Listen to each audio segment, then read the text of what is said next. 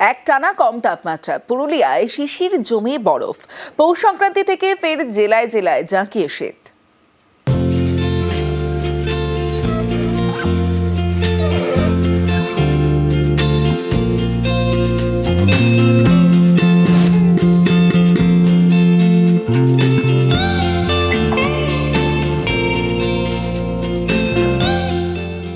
শীতের সময় সাধারণত প্রায় লোক কাশ্মীর বাইরে চলে যায় এই বরফ দেখার জন্য।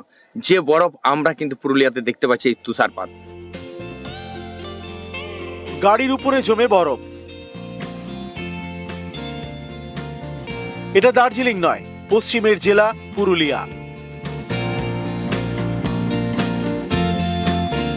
দিন সাতেক ধরে পুরুলিয়ার পারদ নেমেছে 10-এর নিচে। বিশেষজ্ঞদের মতে একটানা এতটা কম তাপমাত্রা থাকার কারণেই শিশির জমে বরফ। দিন সাতেক ধরে এই বরফের দেখা মিলছে ভোরের পুরুলিয়ায়, বেগুনকোদর, অযোধ্যার নানা এলাকায়। শীতের দীর্ঘ রাত হয়, নিম্ন বায়ুমণ্ডলে আপেক্ষিক আর্দ্রতা বা ভূপৃষ্ঠের আর্দ্রতার পরিমাণ বেশি থাকে, শান্ত এনভায়রনমেন্ট থাকে। সেক্ষেত্রে ইভিনিংয়ের পর থেকে যখন লং ওয়েভ টেরেস্ট্রিয়াল বিকিরণ সংঘটিত হয়, গভীর রাত বা ভোরের দিকে নিম্ন বায়ুমণ্ডল মানে ভূপৃষ্ঠের কাছাকাছি বায়ু অনেকটাই শীতল হয়ে যায়।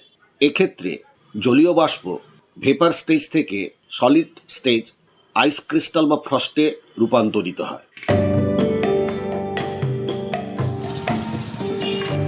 রবিবার তাপমাত্রা চড়েছে দক্ষিণের জেলাগুলিতে।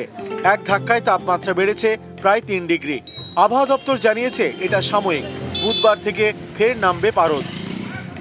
আগামী 2 দিনের মধ্যে আবার তাপমাত্রা কমে যাবে। কলকাতা পার্শ্ববর্তী অঞ্চলের জন্য আগামী 1 সপ্তাহ 12 ডিগ্রি কাছাকাছি কন্টিনিউ করার সম্ভাবনা, ঠান্ডা বজায় থাকবে। পশ্চিমের জেলাগুলো স্বাভাবিকভাবে কলকাতার থেকে আরও 3 থেকে 4 ডিগ্রি তাপমাত্রা কম থাকবে। পুরুলিয়া, পূর্ব পশ্চিম বর্ধমান, বীরভূম, সেই সাথে মুর্শিদাবাদ, নদিয়া, এই জেলাগুলোতে অনেক জায়গাতেই সর্বনিম্ন তাপমাত্রা 8 থেকে 10 ডিগ্রি কাছাকাছি থাকবে।